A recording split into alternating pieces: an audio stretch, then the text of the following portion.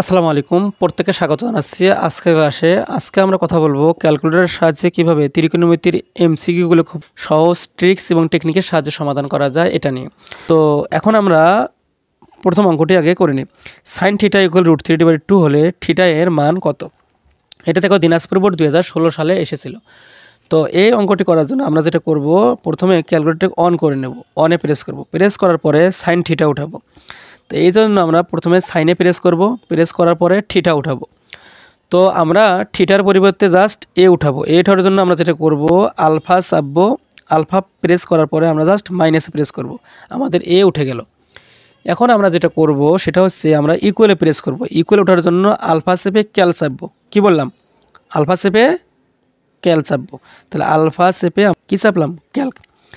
Alpha চেপে Calc চাপলাম, আমাদের সমান উঠে গেল। এখন আমরা উঠাবো √3/2। তো এই যে রুট, এরপরে হচ্ছে 3 চাপবো। √3 উঠলো, এখন ভাগ আকারে আছে, এটা হচ্ছে ভাগ আকারে আছে। তাহলে ভাগ চাপবো, চাপার পরে আমরা দেবো 2। এখন আমরা যেটা কাজটা করব সেটা হচ্ছে আমরা শিফট ক্যালক জাস্ট 2বার প্রেস করব।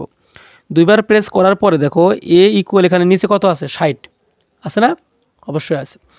তো জাস্ট আমরা 60 মানটি পেয়ে গেলাম। এ ইকুয়াল 60, এটাই হচ্ছে মূলত আমাদের অ্যান্সার। এটাই হচ্ছে মূলত আমাদের আশা করা যায় তোমরা এই ম্যাথটি সমাধান করতে পারবা।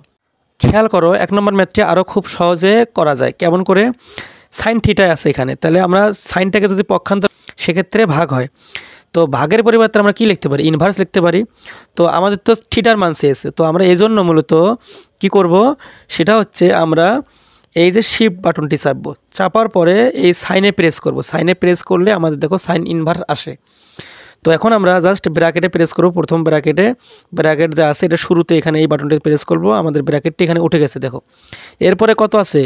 √3/2 আছে। তো আমরা √3/2 উঠাবো। √3 চাপলাম, রুট চেপে 3 চাপলাম, এরপরে ভাগ চাপলাম, এরপরে 2, এরপরে ব্র্যাকেট ক্লোজ করে দেব।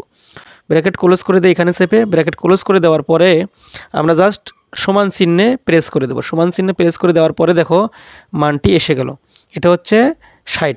তো এটা হচ্ছে মূলত অ্যান্সার। তো 2 নম্বর টেকনিকটি অবশ্যই তোমাদের ভালো লাগলো কিনা অবশ্যই কমেন্ট সেকশনে কমেন্ট করে জানাবা। চলে যাচ্ছে পরবর্তী ম্যাথে। পরবর্তী ম্যাথে বলা আছে যে 2 থিটা ইকুয়াল 120 ডিগ্রি হলে সাইন থিটা এর মান কত? তো আমরা এটার জন্য আবার এসিতে প্রেস করব অথবা অনে প্রেস করব, যে কোনো এক জায়গায় প্রেস করলেই হবে। এখন 2 থিটা, 2 আলফা চেপে এখন চাপবো মাইনাস, তাহলে 2a হয়ে গেল আমাদের। এখন আমরা চাপবো ইকুয়াল চাপার জন্য কি করব মনে আছে?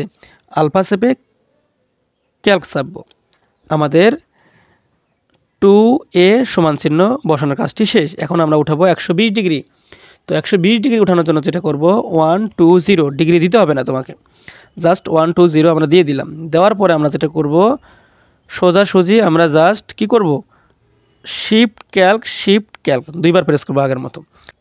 এর মান কত এখানে? 60। তো তোমাকে কি এখানে এর মান চেয়েছে? না, এখানে চেয়েছে সাইন থিটার মান।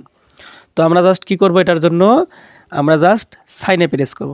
প্রেস করার পরে আমরা থিটার পরিবর্তে কি উঠাবো জানি মনে আছে? এ উঠাবো।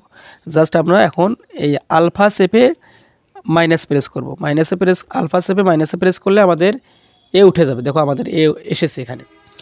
এখন আমরা সমানে প্রেস করব। সমানে প্রেস করার পর দেখো কতগুলো মান এখানে এসেছে, অনেক মান এসেছে এখানে। তো এটার জন্য আমরা জাস্ট এখানে এখানে আছে x², জাস্ট আমরা x² প্রেস করে দেব। প্রেস করার পর আবার আগের মতো ইকুয়ালে প্রেস করব। ইকুয়ালে প্রেস করে দেখো 0.75 আসবে। যে মানটি আসবে সেটাকে আমরা ভগ্নাংশ আকারে নেব। ভগ্নাংশ নেওয়ার জন্য a/b/c এই বাটনটিতে প্রেস করে দেব। দেখো 3/4 এসেছে, দেখো 3/4। তো আমরা স্কোয়ার করেছি না, যেহেতু স্কোয়ার করলাম, স্কোয়ার করলে যে মানটি আসবে সেখানে আমরা রুট করে দেব। তাহলে 3 উপরে থাকবে 3, নিচে হচ্ছে 4, এই 3/4 তার উপরে আমরা বর্গমূল করে দিলাম, রুট করে দিলাম। তাহলে এই রুট তো 3-র মধ্যেও আছে, 3-র উপরেও আছে, আবার 4-এর উপরেও আছে, জাস্ট √3 আর হচ্ছে √4। তাহলে এই 4কে যদি আমরা ভাঙাই সেক্ষেত্রে মান পাবো 2 দ্বিগুণ 4, অর্থাৎ 2-র উপরে স্কোয়ার আর হচ্ছে রুট। স্কোয়ার রুটে কাটা যায়, নিচে 2 থাকে, অর্থাৎ এই √4-এর পরিবর্তে আমরা লিখতে পারি কি, শুধু 2 লিখতে পারি। আর উপরে যে √3 আছে সেই √3ই থাকবে, তার মানে √3/2। তো অ্যান্সার হবে, এটা হচ্ছে √3/2। আশা করা যায় তোমরা এই ম্যাথটি বুঝতে পেরেছো। এখন আমরা 3 নম্বর ম্যাথটি সমাধান করব। 3 নম্বর ম্যাথটি সমাধান করার জন্য কি করব? 3 নম্বর ম্যাথটি সমাধান করার জন্য আমরা জাস্ট এসিতে প্রেস করব। এসিতে প্রেস করার পর আমরা যেটা করব, cos থিটা উঠাবো। cos এরপরে থিটা উঠাবো।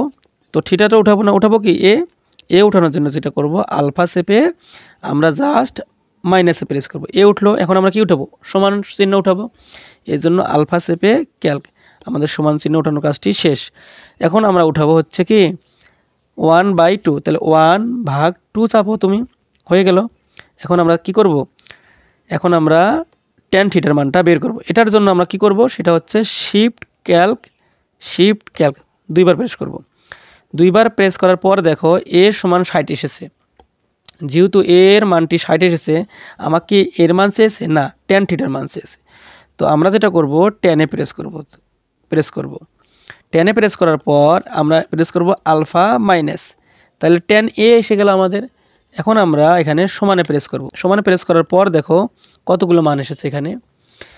তো এখন আমরা যেটা করব সেটা হচ্ছে এখানে এক্স স্কোয়ারে প্রেস করে দেব। প্রেস করার পর আবার সমানে প্রেস করব।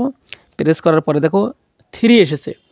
যখন আমি স্কোয়ার করলাম এবং মানটি পূর্ণ একটা মান আসলো, তখন আমার ভগ্নাংশে প্রেস করার কোনো প্রয়োজন নাই। তখন আমরা জাস্ট এই যে স্কোয়ারের কারণে আমরা জাস্ট এখানে লিখব কি √3, অর্থাৎ 3কে জাস্ট বর্গমূল করে দেবো। যে মানটি পাবো সেটার উপরে বর্গমূল।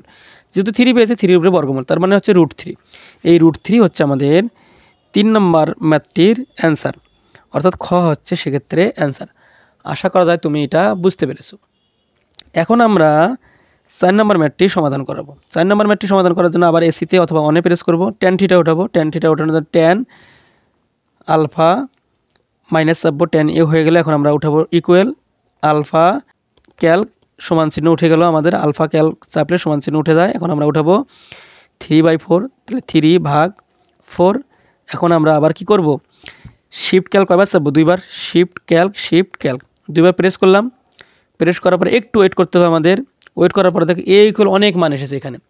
তো আমরা যেটা করব এখন সেটা হচ্ছে cos থিটা উঠাবো। যেহেতু cos স্কোয়ার আছে, তা আমরা কি উঠাবো? cos থিটা উঠাবো। তাহলে cos থিটা উঠানোর জন্য cos alpha minus cos theta উঠে গেল। এখন আবার আমরা কি করব, ইকুয়ালে প্রেস করে দেব। ইকুয়ালে প্রেস করে দেওয়ার পরে 0.8 এসেছে। তো এখানে তো আছে কি স্কোয়ার, আমরা কি স্কোয়ার করেছি না, তো আমরা জাস্ট এখানে স্কোয়ারে প্রেস করে দেব। স্কোয়ারে প্রেস করে দেওয়ার পরে আমরা এখানে আবার সমানে প্রেস করে দেব। প্রেস করার পর দেখো মানটি এসেছে 0.64। এখন আমরা এটাকে ভগ্নাংশ আকারে নেব। 0.64 কি আমার অপশনে আছে? কোথাও অপশনে নেই। তো এটার জন্য আমরা করব কি AB/C এই আকারে নেব। তাহলে মানটি কত আসে? 16√25। খেয়াল করো, 16√25। তো 16√25 এটা হচ্ছে মূলত অ্যান্সার। যদি আমাদের স্কোয়ার না থাকতো সেক্ষেত্রে এটা রুট করলে 4/5 হতো। তখন তার স্কোয়ারের প্রয়োজন ছিল না, তখন তো আমরা এই নিয়মগুলোতে এটা করতে পারতাম। আশা করা যায় তোমরা এটা বুঝতে পেরেছো। 4 নম্বর ম্যাথটি তোমরা করতে পারবে। এখন আমরা 5 নম্বর ম্যাথটি সমাধান করাবো। 5 নম্বর ম্যাথটি হচ্ছে cos থিটা। তাহলে cos উঠাবো, আলফা চেপে মাইনাস চাপবো, cos থিটা উঠবে, অর্থাৎ থিটার পরিবর্তে এ উঠবে। এরপর আমরা সমান চাপবো, তাহলে আলফা ক্যালক সমান চাপবো। এরপর √3/2, এই রুটে চাপবো, √3 হয়ে গেল। এরপর 3তে চাপবো, √3 হয়ে গেল। এরপর ভাগ এই 2তে প্রেস করব। প্রেস করার পরে আমরা শিফট ক্যালক আবার আগের মতো শিফট ক্যালক দুইবার প্রেস করে দেবো। প্রেস করার পর একটু ওয়েট করার পরে দেখবো মান আসবে। এই যে মান এসেছে আমাদের। এখন আমরা sin 3 থিটা আছে এই মানটি উঠাবো। তো এটা উঠানোর জন্য কি করব, সাইন উঠাবো। এরপরে আছে 3 থিটা, তো জাস্ট আমরা 3 উঠাবো। এখন এই থিটা উঠানোর জন্য আমরা যেটা করব সেটা হচ্ছে যে আলফা চেপে আবার আগের মতো মাইনাস এ উঠাবো।